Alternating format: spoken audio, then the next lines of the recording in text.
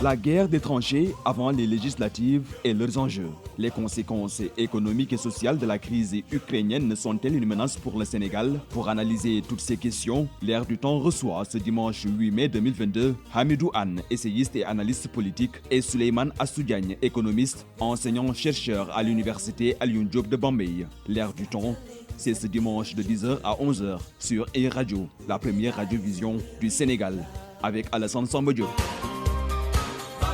Dimanche 8 mai 2022, merci d'être à l'écoute de l'Air du Temps qui reçoit aujourd'hui Hamidou Anne, qui est essayiste et analyste politique, Souleymane Assoudiagne, enseignant-chercheur à l'université Alioune Diop de Bambey, économiste aussi. Merci monsieur d'avoir accepté notre invitation. C'est aujourd'hui le dernier délai que les listes le dernier délai pour les listes pour les prochaines législatives. Le ministère de l'Intérieur doit recevoir les listes des Sénégalais et des coalitions qui ont décidé de participer aux législatives. Depuis quelque temps, on assiste, comme d'habitude au Sénégal, à des invectives, à des guerres de tranchées entre partis politiques et coalitions en vue des prochaines législatives. Les enjeux aussi des législatives, c'est la prochaine présidentielle de 2024. Hamidou, comment peut-on comprendre aujourd'hui qu'au Sénégal, qu'on soit dans une situation où pas de programme, pas de choses très claires, c'est des insultes, des invectives sur la place publique? C'est assez symptomatique du débat public et du débat politique sénégalais, effectivement, où les invectives, les injures, et maintenant avec l'usage déraisonné des réseaux sociaux, rajoutent, disons, de la confusion à la confusion. Alors, pour être tout à fait sincère, le débat politique s'accompagne aussi parfois dans tous les pays du monde, de noms d'oiseaux, d'invectives, d'insultes, de menaces, ou parfois de preuves, en tout cas de preuves de conflictualité. Mais il ne faut pas que cela. À côté aussi, à mon avis, de cette part un peu sombre de la politique, il y a la part noble de la politique, c'est-à-dire l'échange d'idées, c'est-à-dire l'argumentation rigoureuse, le débat serein, le débat riche, le débat programmatique. Mais malheureusement, toutes les coalitions, tous les partis politiques se préparent tout le temps à aller aux élections, se battent en termes d'investiture, en termes d'invectives, etc. Et dire sous le bal qu'ils pensent de leurs adversaires et de leurs concurrents, mais rarement posent un débat programmatique, rarement proposent un chemin, un horizon aux Sénégalaises et aux Sénégalais, qui sont aussi, à mon avis, dans une forme de confort moral, intellectuel, parce que les programmes, comme on dit, n'engagent que ceux qui y croient.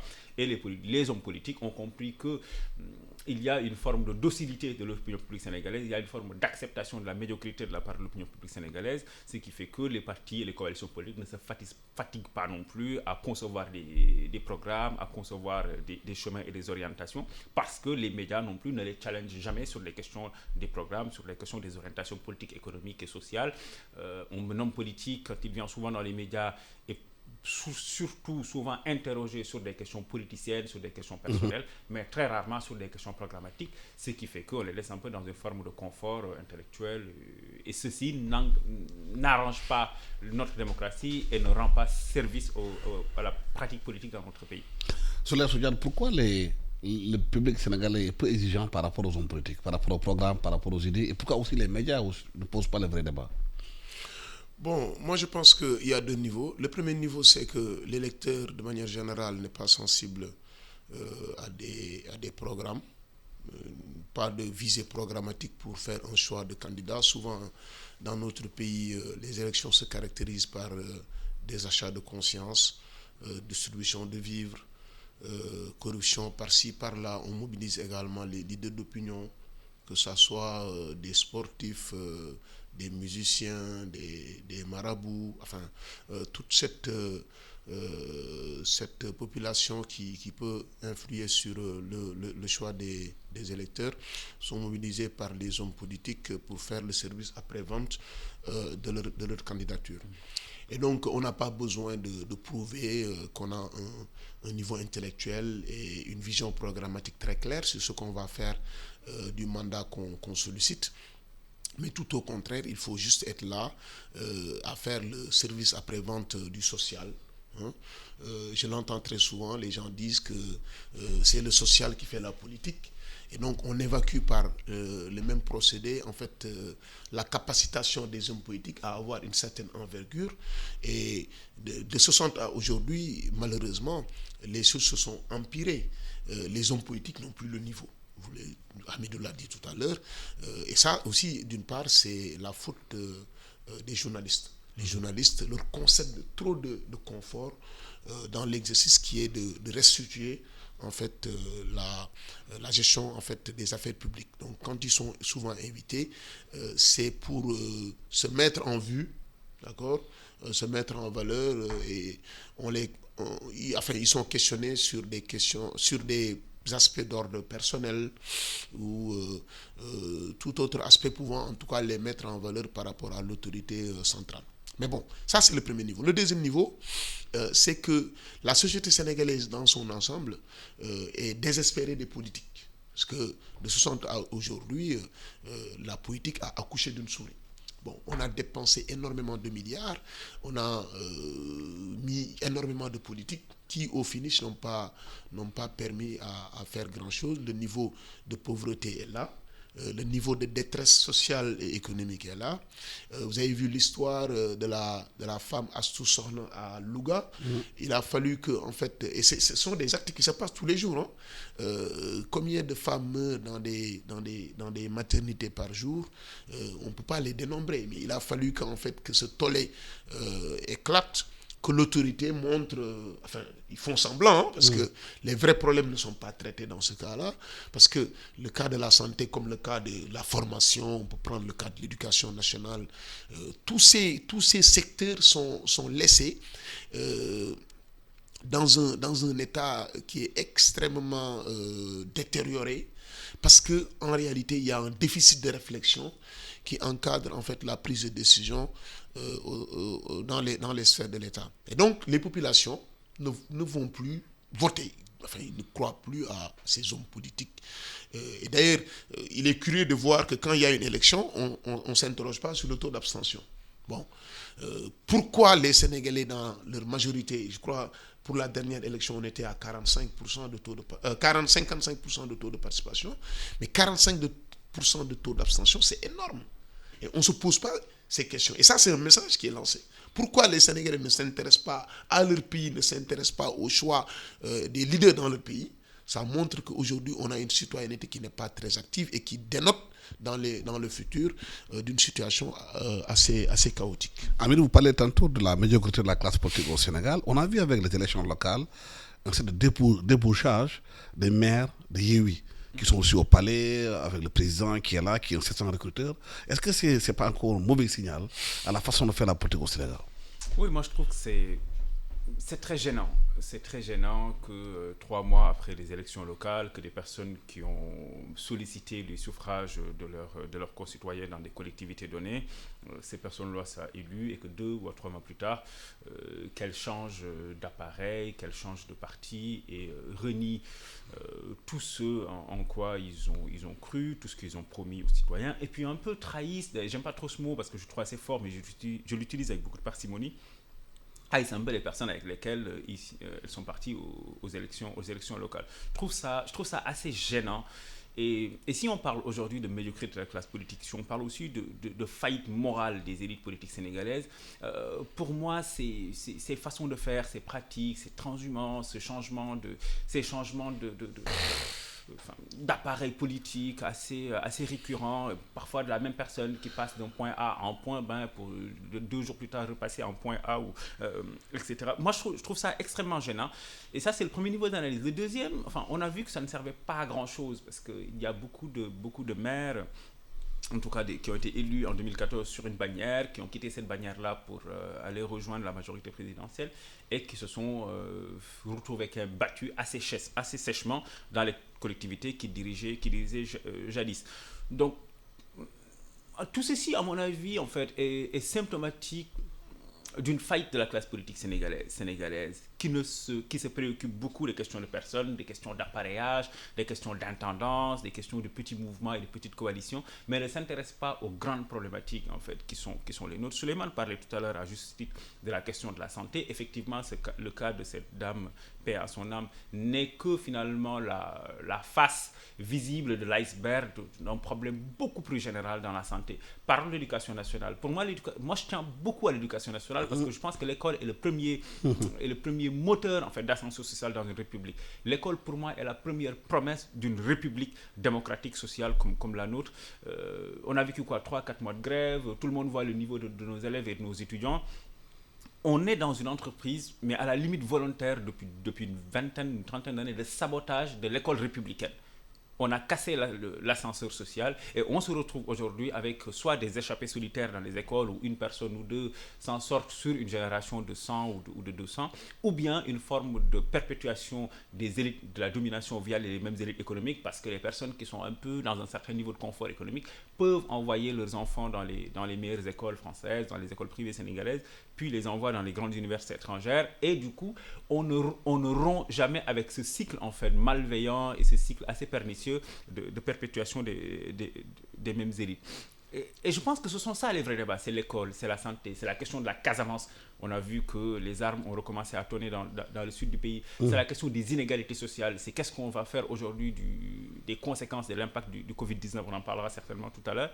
Et moi j'ai vu un homme politique qui a changé de camp avec armes et bagages il y a à peu près 2 ans et qui a dit qu'il l'a fait parce que le Covid-19, c'est quelque chose d'extrêmement important, d'extrêmement crucial pour notre pays, qui a fait qu'il a quitté sa posture de premier opposant au régime en place pour le rejoindre. Et moi, je m'interroge, et je l'interroge quasiment publiquement aujourd'hui, qu'est-ce qu'il a fait pour endiguer la pandémie de Covid-19 dans notre pays depuis? Quels sont les actes symboliques et politiques, économiques ou sociaux que cet homme politique-là a posés pour lutter contre la pandémie de Covid-19 et ayant pris cette pandémie-là comme prétexte pour changer de monture. Oui, c'est Idrissa Seck. Tout à fait. Aujourd'hui, justement, Hamidou a posé la question par rapport à l'éducation, le sabotage de l'éducation systématique. Le fait que l'enseignement est saboté, les grèves cycliques, le pays qui est dans une situation de gouffre, où la compétition mondiale aujourd'hui se fait sur des sciences, sur l'éducation, sur des choses beaucoup plus pointues. Oui, Hamidou a raison.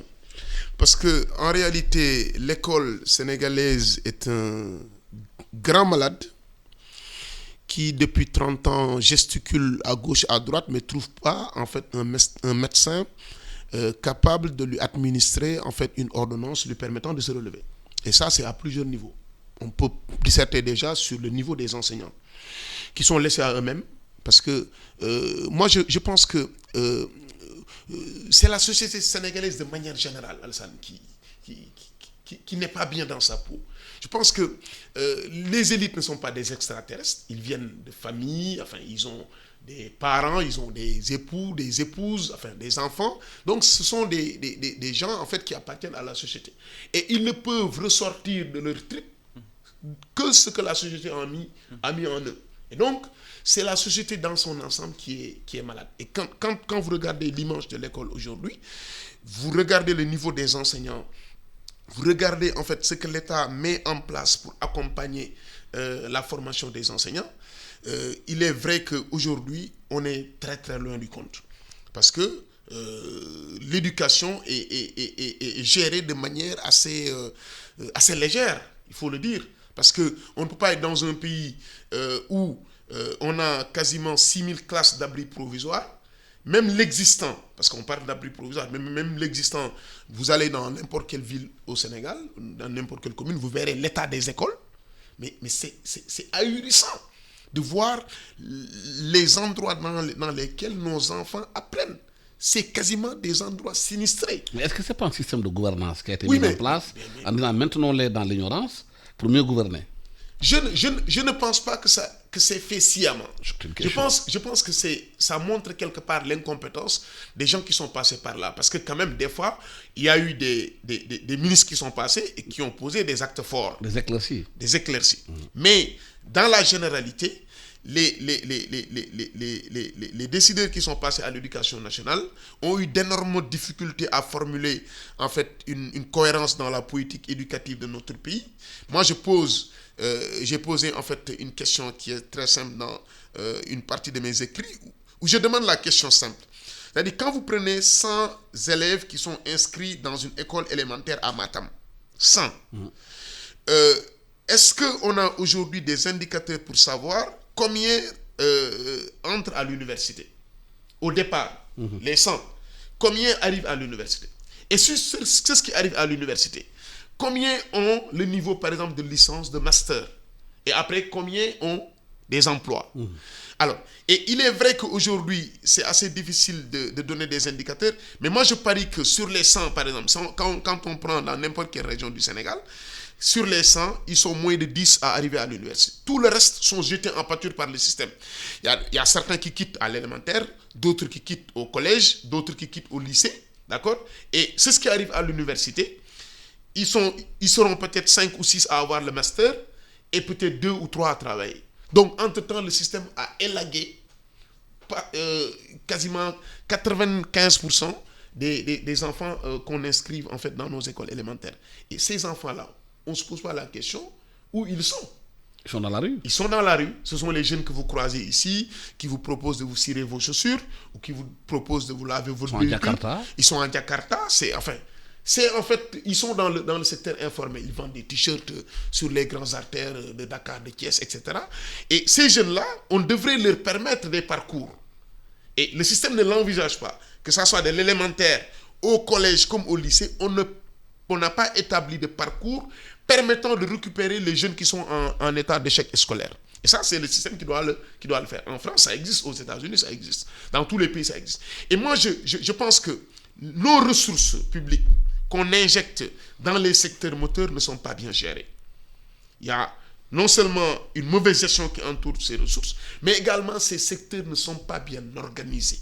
Il n'y a pas une visibilité sur les objectifs qu'on doit atteindre, sur les moyens qu'on doit déployer et s'assurer que les ressources qui sont mises dans le système arrivent à destination.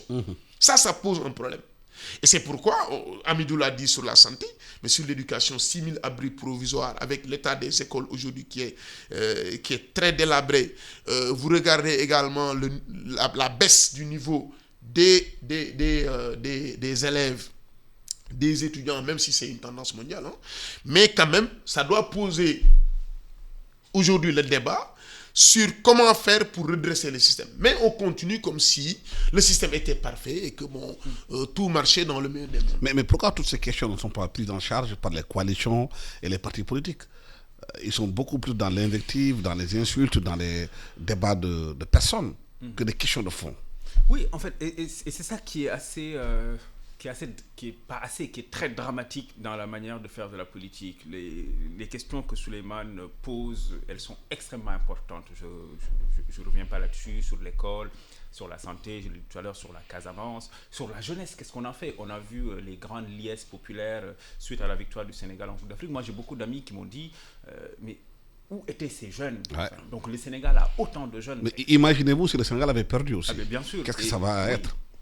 Donc en fait, statistiquement, les 70% des Sénégalais n'ont pas 35 ans. L'âge médian dans notre pays est de 19 ans. Donc nous sommes un pays extrêmement jeune. Et quand on a affaire effectivement à cette masse de jeunes-là, ils ont besoin, ces jeunes-là, d'éducation. Ils ont besoin d'être formés, ils ont besoin d'être encadrés, ils ont besoin d'être soignés, ils ont besoin même d'être protégés, ce qui nous ramène à des questions de sécurité, etc. Mais en fait, donc, ce qui est dramatique, c'est qu'on ne pose jamais ces vraies questions-là parce que moi je n'ai pas beaucoup d'amis en politique. Voilà, mais je fréquente un peu des hommes politiques, je discute avec eux, de la majorité et de l'opposition. On est sidéré par l'incompétence des hommes politiques sénégalais, par leur inculture. Moi, je suis choqué par leur inculture, par leur incapacité à analyser froidement des situations endogènes et exogènes. C'est des gens qui ne lisent pas de livres, c'est des gens qui ne se cultivent pas, c'est des gens qui sont tout le temps scotchés à leur téléphone, sur WhatsApp, ou en train de tenter des combinaisons politiciennes, etc. Et en fait, pour moi, il n'est pas surprenant de voir ces personnes-là, mais totalement incultes, être incapables de poser des questions de société, des questions de culture, des questions programmatiques sur le débat public. Et à mon avis aussi, ils ne sont pas challengés, ces hommes politiques, parce que ce qu'on dit des hommes politiques, je suis désolé, on peut aussi le dire des hommes de médias, des journalistes, qui ne se cultivent pas non plus, etc., qui ne lisent pas de livres, qui ne se documentent pas, qui ne savent même pas finalement quelle est l'histoire politique de notre pays. On peut voir un homme politique raconter un peu des contre-vérités sans être jamais démenti parce que le journaliste n'a pas fait son travail, n'a pas préparé son émission, n'a pas lu de livre, ne s'est pas renseigné, ne s'est pas documenté sur l'histoire politique de notre pays. Et pour moi, et c'est ça le drame de notre pays qui fait que, comme on n'a pas de débat de contenu, comme on n'a pas de débat de fond, effectivement, on se limite à des invectives, on se limite à des arguments de personnes, on se limite à la violence.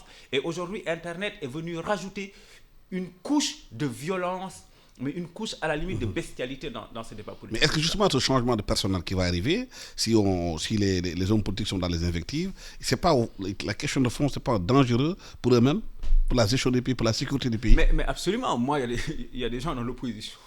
Moi, j'aurais peur de les voir gouverner dans notre pays, avoir à leur disposition l'appareil répressif de l'État. On est en face aujourd'hui d'hommes politiques avec des accointances certaines et totales avec des islamistes, avec des conspirationnistes, avec des extrémistes, avec des personnes extrêmement violentes sur Internet. Et tout ce beau monde-là s'est joint autour de plateformes sociales, de plateformes notamment sur la criminalisation de l'homosexualité, sur la question de la France, sur la question de la xénophobie, sur d'autres questions liées à leurs propres normes morales. Et aujourd'hui, moi, je serais très très inquiet de voir ces personnes-là contrôler l'appareil de gouvernement, alors qu'ils inspirent une forme de tyrannie sur les intellectuels, sur les penseurs, sur les universitaires, alors qu'ils sont encore dans l'opposition. Est-ce que justement cette situation n'est pas due à la faillite de l'État dans la façon de gérer le pays qui a fait que ces gens puissent avoir pignon sur eux? Oui, c'est ce que j'ai dit tout à l'heure, parce qu'en réalité, l'action politique de l'État n'a pas permis de résoudre les problèmes. Et donc, qui rend audible le discours de l'opposition et qui menace aujourd'hui de renverser l'État. Alors, mais la presse également, parce que j'étais en train de réfléchir par rapport aux propos d'Amidou, je pense que il faut que la presse également aide l'État à structurer le débat politique au Sénégal. Je pense que beaucoup de nos hommes politiques fuient le débat parce que peut-être ils n'ont pas de tribune. Enfin, je présume, je ne sais pas, mais il serait par exemple agréable de voir un Idrissa Seck débattre avec Malick Gakou, ou un Gakou débattre avec un député, enfin, qu'il y ait des combinaisons, que les gens discutent de choses sectorielles. Il y a des égos chez certains hommes politiques. Vous les invitez, ils disent je ne débat pas avec Jean, je ne débat pas avec Paul. Ils refusent de débattre. Mais on a vu aux États-Unis, en France, des hommes politiques débattent. Mais ils refusent de débattre, sectorielles, économiques. Par exemple, que Idriss Seck débatte avec Gakou sur la politique culturelle du Sénégal. Qu'on puisse savoir qu'est-ce qu'il pense de notre culture et quels sont les axes d'amélioration de la culture, etc. Mais ce sont des débats intéressants qui pourront permettre à nos jeunes déjà d'apprendre et de voir aussi que ces hommes politiques ont un certain niveau et de pouvoir s'ériger en référence. Mais aujourd'hui, s'ils fuient le débat politique, ils désertent les studios de radio, les plateaux de télévision. Qui prend la place? Ce sont les influenceurs, les lutteurs, enfin, les sportifs de manière générale. Et ce sont ces gens-là qu'on érige aujourd'hui comme des références dans notre pays. Et un pays doit avoir des références. Vous savez, les Français, pour bâtir une nation, ont même créé des références. Des références qui, en principe, n'existaient pas. Il y a vous prenez Napoléon Bonaparte, etc. Ce qu'on dit de Napoléon Bonaparte, c'est pas tout à fait vrai. Bien sûr. Mais on a légendé. L'imaginaire, hein? Oui, on a légendé pour permettre aux jeunes Français de se dire que j'ai une référence et je veux devenir comme Bonaparte. Et c'est comme ça qu'on réveille le génie qui dort dans notre jeunesse. Mais aujourd'hui, les hommes politiques n'ont pas de culture de débat. Vous avez vu le débat entre Marine Le Pen et Macron. Mais si vous le suivez, vous apprenez. Même si vous n'êtes pas d'accord avec Le Pen ou ce que dit Macron sur pas mal de choses, mais vous savez au moins qu'il y a une culture de débat et que ce sont des gens qui maîtrisent au moins certains dossiers. Et ça, je pense qu'Alassane, la presse doit aider l'État à mieux structurer le débat politique. Mais vous parlez tantôt de l'histoire du Sénégal. Moi, je pense que c'est une question de fond. L'histoire qu'on enseigne aux enfants dans les écoles, c'est une histoire de défaite. Oui, on ne parle que de l'Akjor a été battu, Béage a fui, on ne parle pas de Sine Touba, on ne parle pas de Cheikh Anta Diop. Comment voulez-vous que ces jeunes-là aujourd'hui aient des références? Oui, si c'est faisable de leur référence. Oui, moi-même, quand j'étais à l'élémentaire, on nous apprenait que quand le blanc est arrivé dans notre pays, on n'avait rien, qu'on était sauvages. Ils ont rien trouvé ici, afin que nous n'avions pas de civilisation, que les 2-3 tondus qui se débattaient pour s'appeler résistants, c'était des gens extrêmement faibles qu'on a éliminés. Enfin, c'était l'objectif en fait de cette histoire qui est enseignée dans notre pays. Encore, c'est toujours le même manuel qu'on enseigne aux enfants. Oui, et ça, je pense qu'il faut y remédier. Il y avait une action très salutaire du président Abdoulaye Wade voulant réécrire l'histoire de notre pays. Je pense qu'on l'avait confié à un groupe de travail. Mais il est temps en fait que ce travail soit, je vais dire, mis en œuvre pour une réelle application dans nos écoles, et également de poser, vous savez que, Alassane, quand on évoque l'histoire, chacun a sa propre lecture.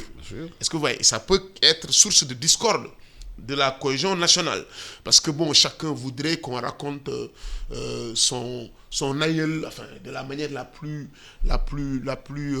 exaltante possible, et l'histoire souvent qui est retenue par les historiens n'est pas l'histoire que nous avons de notre pays. Et donc ça risque de poser problème, mais inéluctablement je pense qu'il faut changer de référentiel dans l'éducation nationale. On doit apprendre aux jeunes Sénégalais que le génie de notre peuple a existé à travers Serigne Touba, à travers El Hadji Malick Sy, à travers également des contemporains comme Souleymane Bachir Diagne, enfin, ils sont nombreux, d'accord, pour lesquels la jeunesse pourrait s'inspirer pour avoir un modèle en vue de pouvoir exprimer son talent et son génie. Mais ça, malheureusement, on ne le fait pas. Depuis fort longtemps, on parle de réécriture de notre histoire, mais on marque le pas sur place. Je ne sais pas qu'est-ce qui est à l'origine de cela. Mais quand on met en place des groupes de travail, on doit s'assurer d'un timing et de mettre en place un calendrier d'applicabilité du travail qui a été fourni. Justement, Abid, est-ce que la question de fond aujourd'hui, c'est que l'histoire qu'on enseigne à nos enfants, ça les met dans des situations d'infériorité, de complexe? Oui, tout à fait, parce que vous savez, l'histoire, comme on dit, hein, je pense que les contes sont racontés par les vainqueurs. Par les vainqueurs, et effectivement, il y a eu pendant longtemps et jusqu'à un passé très très récent, ce qu'on appelle en Afrique la conscience de la défaite. Je pense que c'est Valentin Moudimbe qui le disait, et ce qui a généré une forme de honte de soi. Et il y a des travaux aujourd'hui, notamment des intellectuels décoloniaux, Achille Mbembe, les Fedwin Sarr,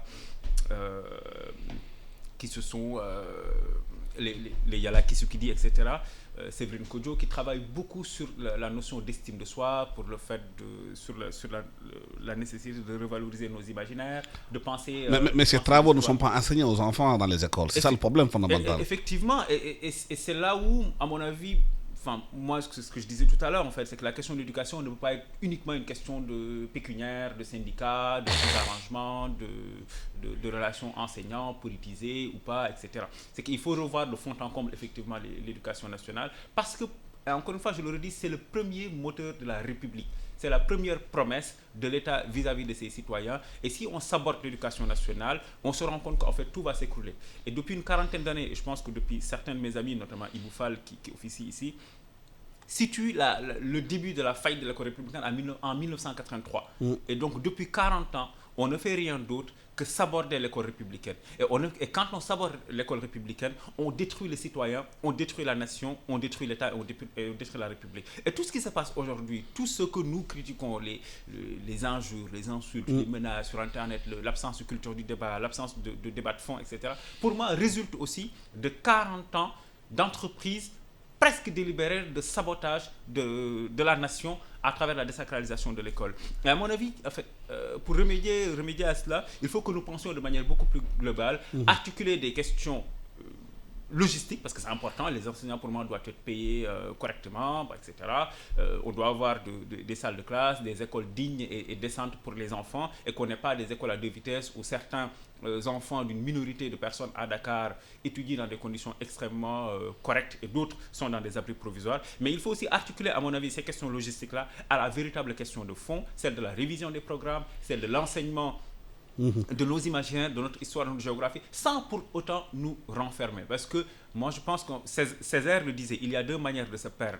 C'est de se fermer totalement sur soi-même ou de s'ouvrir entièrement à l'autre. À mon avis, il y a un équilibre à trouver parce que nous sommes aussi un pays presque métis. Nous sommes un pays à vocation internationaliste et à vocation universaliste. Il y a des Sénégalais partout dans le monde, sur tous les continents. Il y a des Sénégalais extrêmement pointus, Souleymane Bachir Diagne, Mamadou Diouf, Felwine Sarr, que j'ai tout à l'heure enseigné aux États-Unis. Les Sénégalais sont partout.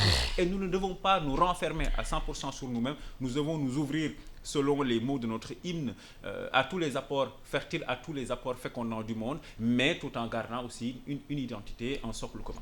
Je rappelle que vous suivez l'Air du Temps qui reçoit aujourd'hui Souleymane Astou Diagne, enseignant-chercheur à l'université Alioune Diop de Bambey et économiste, et Hamidou Anne, essayiste et analyste politique. Le deuxième point de notre débat, c'est par rapport à la conséquence économique et sociale de la crise ukrainienne. Sont-ils une menace réelle pour le Sénégal? Parce qu'on a vu le président recevoir les jeunes leaders en disant oui, pratiquement s'offusquant qu'aujourd'hui, que le pays soit augmenté. Les gens se posent des questions. Entre-temps, qu'est-ce qu'on a fait ici au Sénégal pour nourrir la population? Oui. Au lieu de passer son temps à dénoncer les termes d'échanges internationaux. Qu'est-ce qui est fait concrètement ici au Sénégal? Enfin, qu'est-ce qui est fait ça, vraiment, on ne pourra pas le dire parce que la crise s'est déclarée à partir de février et que là, l'État du Sénégal est en train de chercher des voies et moyens pour contenir, surtout par rapport à la hausse des prix. Mais il va sans dire que la marge de manœuvre est extrêmement étroite. Si l'État peut faire des choses, ce ne sera pas grand-chose. Parce que la Covid-19 est passée par là. On a dépensé à fond pour contenir les effets de la Covid-19 et que la crise ukrainienne arrive à un moment qui est mal choisi dans le timing parce que depuis quasiment 20 ans, le système économique international bute sur des crises. Et là, on est dans une situation qui devient structurelle. Hein. La crise devient maintenant la norme. Et pour enrayer une crise, il faut des ressources publiques. Mais également, il faut une capacité d'anticipation des États. C'est sur ce point-là que nos pays pêchent parce que... On n'anticipe pas. On n'analyse pas. Bon, il n'y a pas d'anticipation. Il n'y a pas d'anticipation. On est dans une gestion de boutique, d'accord? C'est comme le vendeur qui est là en bas qui vend sa boutique. L'État quasiment a le même système. Hein, alors que les questions ont fortement évolué les 5 dernières années. La manière de gouverner un État a fortement évolué les 3-4 dernières années. Mais ça rejoint ce qu'on dit tout à l'heure, ce qu'on avait dit tout à l'heure, que les hommes politiques n'ont pas le niveau. Bon. Maintenant, par rapport à la crise, il faut savoir que c'est une crise qui va fortement impacter l'économie du Sénégal pour plusieurs raisons. Parce que vous l'avez dit sur le blé, le prix du blé, en 2021, on avait une tonne qui avoisinait les $270. Maintenant, la tonne a dépassé le cap des $350. Bon. On a également les huiles de pétrole qui aujourd'hui ont pris des proportions incroyables sur les marchés des matières premières. Et la relation certes que nous avons avec la Russie représente 5% de part de nos importations, mais attention, ces 5% recouvrent en fait des produits hautement stratégiques. Comme le blé, vous savez, le pain est un produit très consommé par les Sénégalais. Et tout ce qui touche au pain touche à la demande sociale. Le pétrole également a augmenté. Vous avez vu, le prix du baril a frôlé durant le mois passé $140.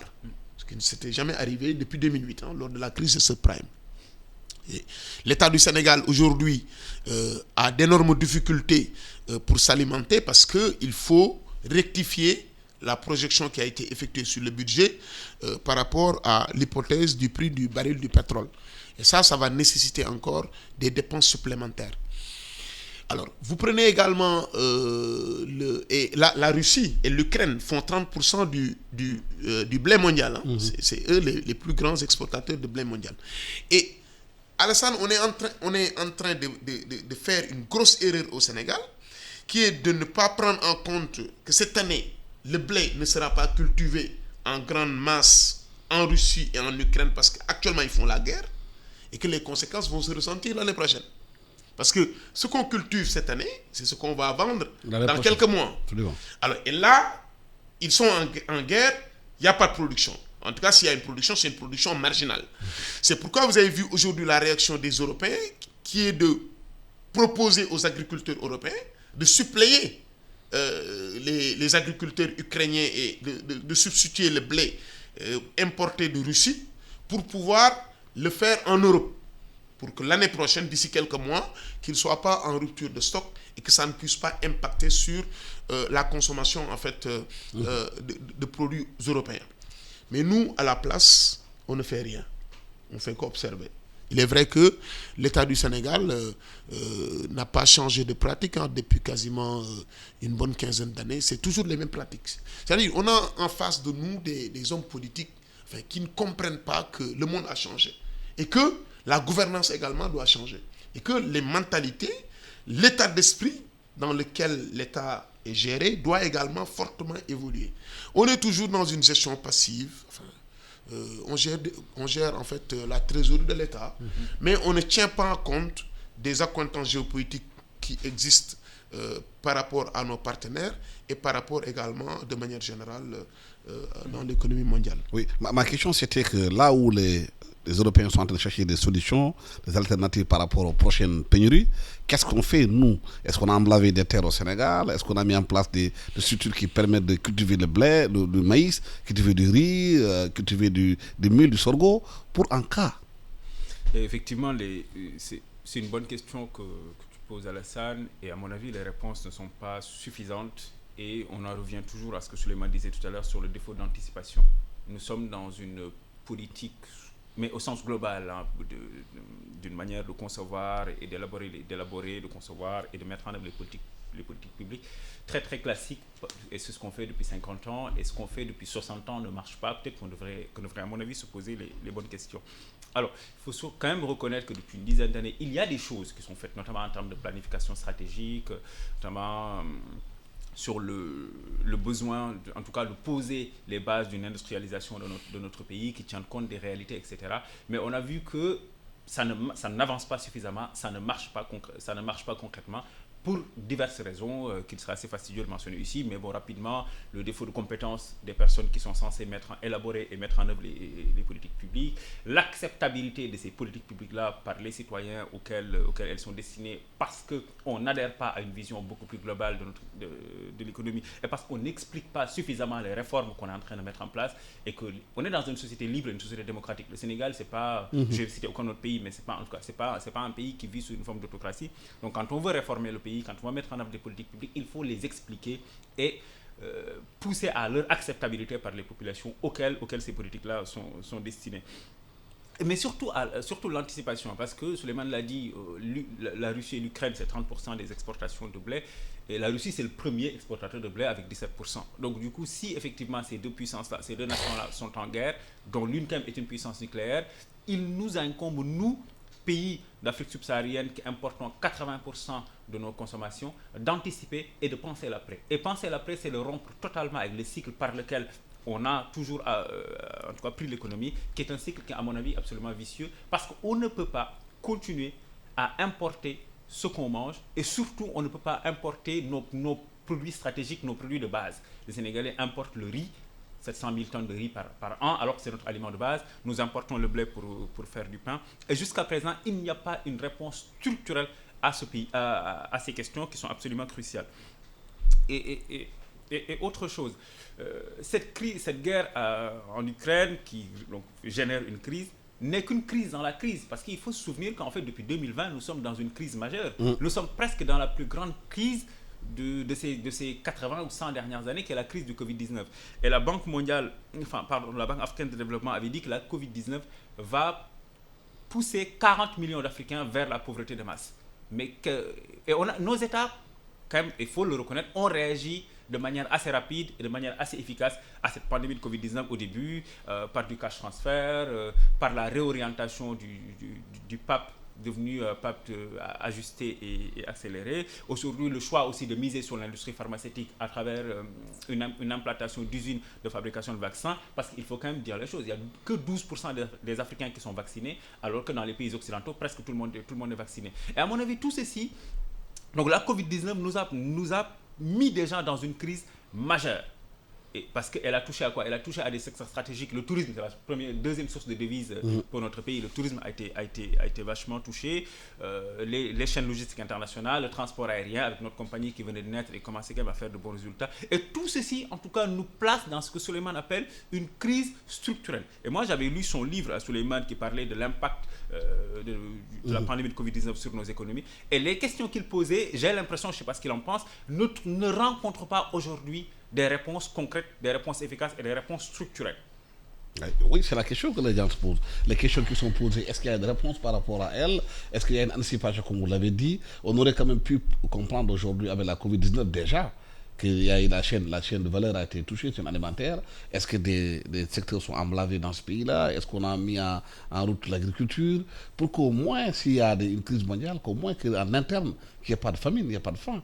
Si aujourd'hui le conseil, je pense que c'est le conseil supérieur de l'alimentaire dirigé par Jean-Pierre Senghor, dit qu'aujourd'hui, plus de 500 000 personnes sont touchées par la famine dans la région de Matam et de Ranérou, c'est des problèmes. Ah oui, je l'ai dit dans mon ouvrage, mon dernier ouvrage, que la Covid-19 doit convoquer une nouvelle approche dans l'élaboration et l'exécution du budget. Et que le budget, dans son élaboration, ne doit plus être l'apanage des agents du ministère du budget ou du ministère de l'économie et des finances. Parce que maintenant, l'incertitude est globale. Il faut prendre dans les hypothèses qui fondent le budget les analyses des médecins, des environnementalistes, des universitaires, des chercheurs, pour pouvoir avoir un budget qui anticipe sur des problématiques qui peuvent survenir. Mais malheureusement, tout ce qu'on a préconisé dans nos écrits ne sont pas pris en compte. Par exemple, sur l'industrialisation, on parle d'industrialisation depuis au moins une vingtaine d'années, mais toujours pas grand-chose. Et l'industrialisation doit aller de pair avec la maîtrise de l'énergie, avec également la formation professionnelle. Ce sont des secteurs qui doivent être jumelés, mariés, pour qu'on ait à terme ce que Hamidou appelle de ses voeux, une consommation qui est autocentrée. Mais aujourd'hui, même si on a fait des progrès sur le riz, il va sans dire que la balance commerciale du Sénégal est extrêmement déficitaire. Les Sénégalais achètent quasiment tous les biens qu'ils consomment de l'extérieur. Et ça ne peut pas continuer, parce que ce que je dis à mes étudiants à l'université, c'est que quand vous achetez un bien à l'étranger, il y a deux effets qui se produisent en même temps. Vous créez un emploi dans le pays où vous achetez les biens et vous détruisez en même temps un emploi dans votre pays. Donc, les Sénégalais passent tout leur temps à détruire des emplois chez eux parce qu'ils achètent des produits à l'étranger. Alors, et donc, toute cette phase d'industrialisation doit être amorcée, et pour de vrai, pas et de sortir du discours, mais d'aller dans la pratique, d'accord? Et ça va passer par un secteur privé capacité, d'accord? Des investissements consentis pour améliorer le cadre d'expression des activités économiques pour qu'il y ait une bonne incitation. Mais aujourd'hui, malheureusement, nous avons l'impression comme si on n'a rien tiré d'enseignement de la Covid-19. Tout ce qui a été écrit comme recommandation n'a pas fait l'objet d'analyse pour savoir ce qu'on peut appliquer, ce qu'on ne peut pas appliquer, et de voir la capacité en fait anticipationnelle de l'État du Sénégal. Je donne un exemple dans le livre. Je dis, dans le monde, il y a beaucoup de volcans qui se réveillent. Et si on posait la question du réveil du volcan Le Mamel, bon, on n'a aucune réponse. Et pourtant, c'est des choses qui arrivent. Ça, c'est arrivé il n'y a pas longtemps. Des volcans qui dormaient depuis 2 siècles et qui subitement se sont réveillés. Donc, cette capacité d'anticipation de l'État dans la vie de tous les jours manque cruellement dans notre pays. Et ça, on retombe sur la question qu'on a posée tout à l'heure. C'est celle, en fait, relative au niveau de compréhension des hommes politiques de l'État. Oui. Le Conseil de la sécurité alimentaire a dit que dans le Ranérou Ferlo, on risque d'avoir de la famine, pas même de faim. Mais pourtant, dans le Ferlo, vous avez des vastes étendues de terre qui sont à perte de vue, alors qu'on aurait pu les exploiter pour nourrir la population. C'est toujours la métaphore de l'homme affamé et qui s'assoit sur une montagne d'or. Aujourd'hui, il faut se rendre compte aussi du vocabulaire de la gouvernance dans notre pays face aux réalités. On est en train d'inaugurer face à beaucoup d'infrastructures. L'émergence depuis une dizaine d'années est devenue vraiment le mot en vogue dans notre pays. On l'associe un peu à tout et beaucoup parlent de vision pharaonique, de vision bonapartiste, etc. en termes de réalisation. Et que derrière, un agent de l'État, quand même Jean-Pierre Senghor est un homme extrêmement sérieux, dit effectivement qu'on est dans ce pays-là qui vante les mérites de l'émergence, dans ce pays qui dit qu'il construit à tout va. Il y a 500 000 personnes et il faut même pas les invalider, il faut dire 500 000 Sénégalais, 500 000 de nos compatriotes qui peuvent être victimes de la famine dans des espaces. C'est une région à laquelle je suis attaché, comme tu le sais, Alassane, parce que mes parents sont issus de là-bas. sont des vastes espaces de terre non utilisés, un fleuve extrêmement dynamique, etc. Une jeunesse présente, soucieuse de transformer la terre, mais il n'y a aucune politique publique très sérieuse, très harmonisée, très efficace, en tout cas pour répondre à ces besoins-là. Et en fait, aucun pays ne peut se développer sans son agriculture. Et nous ne pouvons pas, alors que nous avons les plus grandes réserves de terres arables dans le monde, là je parle du niveau continental, et notre pays est symptomatique aussi de cet exemple, de cette possibilité, de cette capacité d'inventer une possibilité et qu'on n'en fasse rien d'autre. Il faut juste quand même souligner la réponse urgente de l'État, avec notamment les 43 milliards mis en place pour financer 542 familles les plus vulnérables. Pour moi, c'est une chose extrêmement importante, c'est une chose efficace, c'est une chose positive qu'il faut faire, parce que c'est une réponse d'urgence. Mais on ne peut pas continuer à gouverner le pays par l'urgence, on ne peut pas continuer à gouverner le pays sans anticipation, et que maintenant, il faut apporter des solutions concrètes, durables et définitives à la question de l'industrialisation et à la question du progrès social et économique pour les personnes, notamment les plus vulnérables. Mais qu'est-ce qui bloque l'industrialisation du pays? Oui, mais avant de surfer sur l'industrialisation, moi j'ai déjà écrit sur la question des 43 milliards qu'on devrait destiner à 542 000 familles. Et je dis que c'est une mesure qui, à mon sens, n'est pas appropriée pour deux raisons. La théorie économique dit qu'il y a deux raisons. La première raison, c'est que, en principe, il ne doit pas y avoir de transfert sans contrepartie. En principe. Oui. Parce que la théorie keynésienne le dit de manière assez éloquente, que Keynes se disait, même s'il faut demander à ces populations de creuser des trous le matin et de les remblayer l'après-midi, ce serait mieux pour le système que de leur octroyer des transferts sans contrepartie. Et l'exemple des vivres qui ont été distribués lors de la Covid-19 a montré que en fait, les transferts sans contrepartie n'étaient pas la bonne solution. Alors, deuxième chose, c'est que quand après 10 ans de pratique politique, on est toujours dans la gestion de l'urgence, ça veut dire que les politiques antérieurement mises en œuvre n'ont pas fonctionné. En principe. C'est parce que la vulnérabilité est là qu'on est obligé d'organiser des transferts pour enrayer un peu la tension sociale. Alors, ce qui doit être le prétexte pour voir, est-ce qu'on ne doit pas changer de curseur? Parce que le curseur, là où il est, n'est pas à sa place. Parce qu'on est toujours dans la gestion de l'urgence. Et donc, pour moi, c'est la raison pour laquelle nous devons quand même changer de cap. Changer de cap, aller vers l'industrialisation.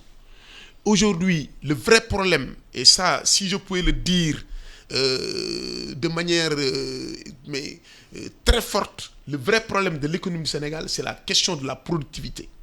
Les Sénégalais ne sont pas productifs.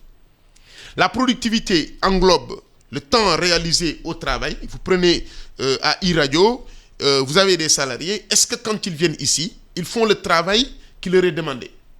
Est-ce qu'en 8 heures de présence dans les locaux, ils font 8 heures de travail effectif? Ça, c'est une question. Et ça se pose dans l'administration comme dans le secteur privé. Les gens viennent au bureau, mais généralement, ils n'accomplissent pas le travail qui leur est demandé. Il est très fréquent d'aller dans une administration publique comme privée et qu'on vous dise que le monsieur ou la dame qui s'occupe de tel dossier n'est pas là, où il est sorti, etc., etc. Ça, c'est fréquent pour le Sénégalais. Deuxième chose qui concerne la productivité, c'est le niveau du capital humain. Et ça rejoint ce que Hamidou disait tout à l'heure sur la valeur de l'école, qui est la promesse de la République. Aujourd'hui, on a un capital humain qui est extrêmement faible, qui ne permet pas d'avoir un certain niveau de productivité. D'où la nécessité encore d'investir dans l'école. Vous savez, Alassane, aujourd'hui, il y a des pays qui vont bientôt émerger. Il y a parce qu'après la Chine, qui était l'atelier du monde, maintenant les investisseurs se détournent vers des pays comme le Népal, le Sri Lanka, le Cambodge, Vietnam. Le Vietnam, oui. Ces pays, aujourd'hui, attirent des investisseurs alors que nous sommes plus proches de l'épicentre économique du monde, mais malheureusement, les investissements directs étrangers ne viennent pas chez nous. Pourquoi? Parce qu'il y a un manque de maîtrise de l'énergie. D'accord? L'énergie coûte très cher et l'énergie n'est pas disponible en temps complet. Il y a également le problème de la corruption, qui est une taxe sur l'investissement privé. D'accord? Il y a l'accès au foncier, qui pose également un énorme problème dans nos pays. Il y a également le niveau du capital humain, parce que si vous vous implantez à Dakar ou à Niamey, est-ce que vous aurez les ingénieurs, est-ce que vous aurez le personnel intermédiaire, voilà, les compétences en BP ou CAP, etc., dans des domaines assez pointus. Ça aussi, ça pose un problème. Et également, vous avez le niveau également des infrastructures, surtout de transport, qui sont aujourd'hui extrêmement faibles. Je le dis très souvent, partir à Kédougou, c'est comme si vous partez en Australie. Et pourtant, on est dans le Sénégal. C'est à 700 km de Dakar. Pourtant, on aurait pu mettre en place des infrastructures qui permettent aux Sénégalais d'être plus mouvants dans leur territoire. Et ça, ce n'est pas toujours le cas. Il y a des efforts qui sont en train d'être faits. L'autoroute Bour Fatick Kaolack est en cours de réalisation, il me semble. On est en train de réfléchir sur la VDN3 pour l'amener jusqu'à Saint-Louis. Ce sont des projets qu'il faut encourager parce que ça permet de libérer le potentiel économique des territoires. Et également, dans cette industrialisation, il y a un aspect qui me semble extrêmement important et qui n'est pas encore mis en œuvre, c'est ce que disait Hamidou tout à l'heure, c'est l'incapacité des gens qui gèrent le secteur à formuler un schéma d'ensemble qui est cohérent. Parce qu'avant de faire accepter la politique, mais il faut que le concepteur lui-même, le décideur lui-même, puisse être convaincu de ce qu'il va faire et qu'il puisse savoir quelle est la direction qu'il va impulser par rapport à la mise en œuvre d'une politique. Mais aujourd'hui, vous demandez aux Sénégalais lambda ou aux Sénégalais de manière générale, qu'est-ce qui est fait sur le plan industriel au Sénégal? On va vous dire la plateforme industrielle internationale de Diamniadio. Cette plateforme, on ne sait même pas ce qui se passe à l'intérieur.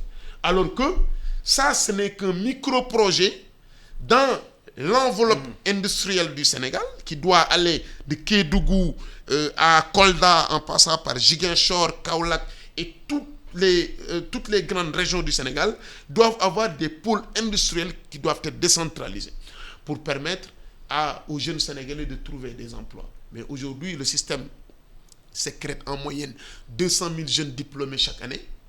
Mais j'en suis sûr qu'ils sont moins de 10% à trouver un emploi. Ouais. Aujourd'hui, il n'est pas rare quand vous allez à Auchan ou dans certains services, vous trouverez des travailleurs qui ont le master, qui font la manutention ou qui sont caissiers, etc. Et donc ça, c'est le drame aujourd'hui de l'économie du Sénégal. Ouais. Donc Hamidou, il faut sortir de la porte de l'urgence très rapidement. Oui, absolument. Sortir de la porte de l'urgence, penser le global, penser les choses dans une perspective historique. Et c'est ça aussi, à mon avis, le politique. Le politique, c'est de ne pas avoir le nez sur le guidon. Le politique, c'est de ne pas gérer au quotidien un pays, c'est de le gérer de manière globale en pensant son histoire et son avenir. Merci Hamidou Anne, qui est essayiste et analyste politique. Merci à Souleymane Assou Diagne, enseignant-chercheur à l'université Alioune Diop de Bambey, économiste aussi. Birane Sissi était la technique au micro Alassane Samba Diop. Excellent dimanche à tous. Merci. La radio est une imagination. La vôtre. Bienvenue sur